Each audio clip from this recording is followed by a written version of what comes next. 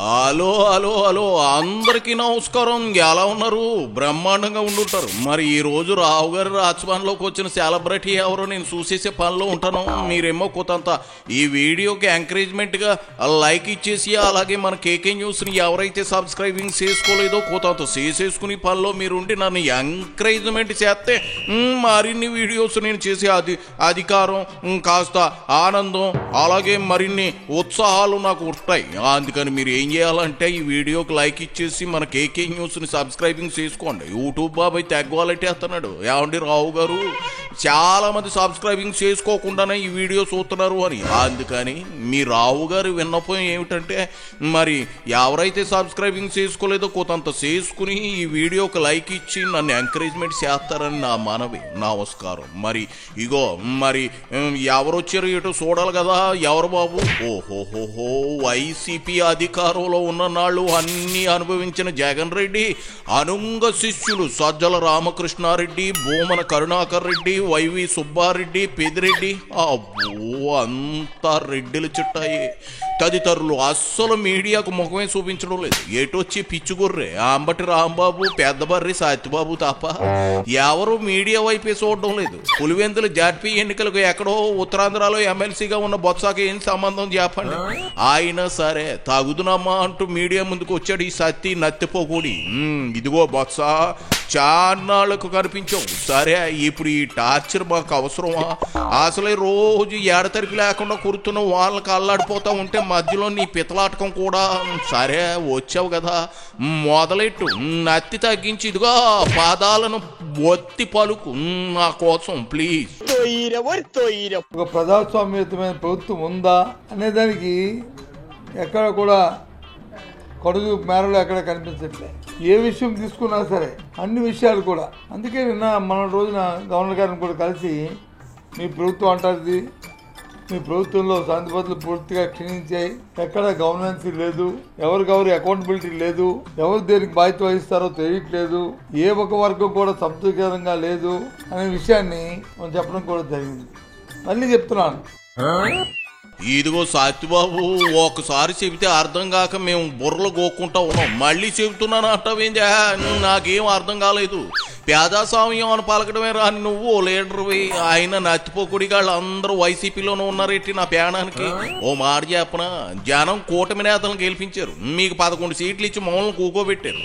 మూసుకుని జరుగుతున్న కార్యక్రమాలను చూడాలి కానీ గవర్నర్ని కలిసేమో పేదాస్వామ్యం లేదంటూ బాకాలు ఉదితే ఇదిగో ప్రయోజనం ఏముంటది చెప్పు?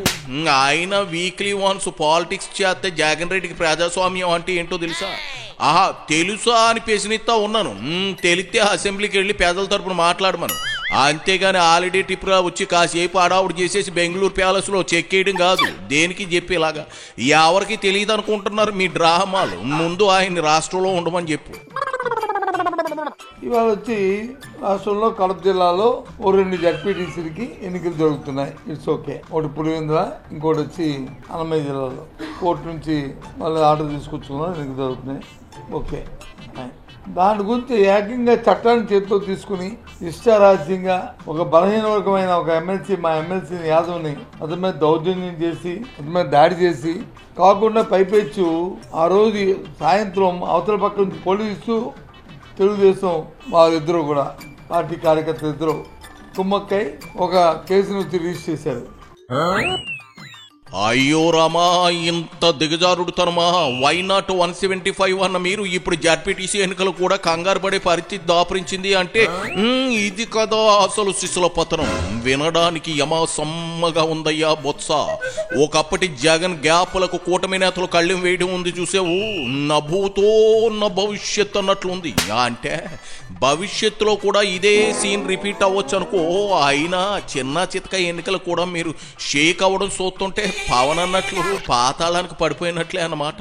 బాగుంది, చాలా బాగుంది. ఎవరైతే యాక్టివ్గా ఉండి బూత్ ఏజెంట్ కింద కూర్చొని, లేదు ఊర్లో పెద్దలుగా ఉండి ఉంటారో వాళ్ళందరినీ కూడా ఈరోజు కస్టడీలో తీసుకున్నారు. ఎన్నికల్లో వాళ్ళు వచ్చి పాల్గొనకుండా ఉండాలని దేనికోసం ఒక జడ్పీటీసీ ఎన్నికల కోసం ఇంత అరాచకం చేయవలసిన అవసరం ఉన్నదా చంద్రబాబు నాయుడు గారు? ఇది ప్రజాస్వామ్యమా? అసలు ఎన్నికల కమిషన్ కూడా అందుకే నిన్న కూడా అడిగాం, ఇవాళ కూడా అడిగాం. ఎన్నికల ప్రక్రియ ప్రారంభమైన తర్వాత, నామినేషన్ ప్రక్రియ ప్రారంభమైన తర్వాత పోలింగ్ స్టేషన్ మార్చే కార్యక్రమం ఎక్కడ ఉందండి? పోలింగ్ స్టేషన్ మాత్రమే కాదు, ఒక ఊర్లో ఉన్న ఓట్లని ఈ ఊరు ఓట్లు తీసుకెళ్ళి హ్యామ్లెట్ క్యాంప్లో పెట్టడం, హ్యామ్లెట్ క్యాంప్ తాలూకా ఓట్లు తీసుకెళ్ళి ఇంకో హ్యామ్లెట్ క్యాంప్లో పెట్టడం. చెవులు రిక్కించిన్నా నువ్వు మాట్లాడేది. ఇదిగో ఇంగ్లీషో కిలికిలి భాషో అర్థం కావట్లేదు బొత్స. నాకేమైనా అర్థమయ్యి ఎడితే కదా నీకు కౌంటర్లు ఇవ్వడానికి. నా ప్రాణానికి బలి దొరికావు. పొద్దున్నే తిన్నది సాధ్య కూడా అంతా అరిగిపోనది. అయినా ఇదిగో జాడ్పీటీసీ ఎన్నికలు కూడా ఇంతలా హడావుడి చెయ్యాలా? మీ రేంజ్ మర్చిపోయావా? వైనాట్ 175 అన్న జగన్ రెడ్డి మాటలు మర్చిపోయావా? Why not Pithapuram, why not Mangalagiri, why not కోపం అన్న మీరు ఇప్పుడు వైనాట్ పులివెందులు జాడ్పీటీసీ అంటుంటే నాకు అదోలా ఉంది. సీను ప్యాంట్స్ మాక సిరాకు దొబ్బేస్తా ఉంది. చివరా ఆఖరికి ఓ మొక్క చెప్పి ఇదిగో బయలుదేరు నత్తిబాబు బయలుదేరు. ఒక ఊరు నుంచి ఒక ఊరికి, ఆ ఊర్లో ఉన్న బూతులు ఆ ఊర్లో కాదు. వీళ్ళు అక్కడికి పోటీయాలా, వాళ్ళు వచ్చి ఇక్కడికి పోటీయాలి. ఇలా ఎక్కడిది? ఎన్నికలు ప్రకటించుకుంటే సరిపోయాయి కదా. మరి కోర్టుకు పోయింది మీరే కదా ఎన్నికలు పెట్టాలని. దేనికోసం?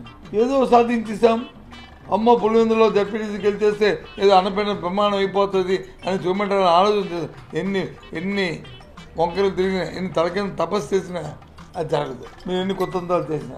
కానీ ఇది కరెక్ట్ సాంప్రదాయం కాదు. ఇక్కడ రోజు పత్రిక తిరిగేస్తే టీవీ ఆన్ చేస్తే ఎక్కడో రాష్ట్రంలో ఎక్కడో అక్కడ ప్రతి ఏదో ప్రాంతాల్లో 2-3 ప్రాంతాల్లో హత్యలు, లేకపోతే కిడ్నాప్లు.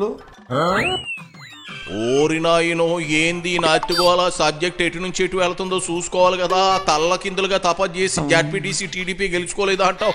అలాంటి అప్పుడు ఈ సొల్లు పురాణాలంతా ఎందుకయ్యా బొత్స?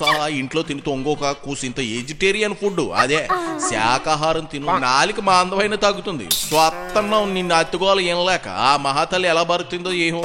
సర్లే ఇక బయలుదేరు. ఇంటికెళ్ళి రోజు ఒక డబ్బా తేనె తిను, ఆ నత్తి అయినా తగ్గుతుంది. సరేనా?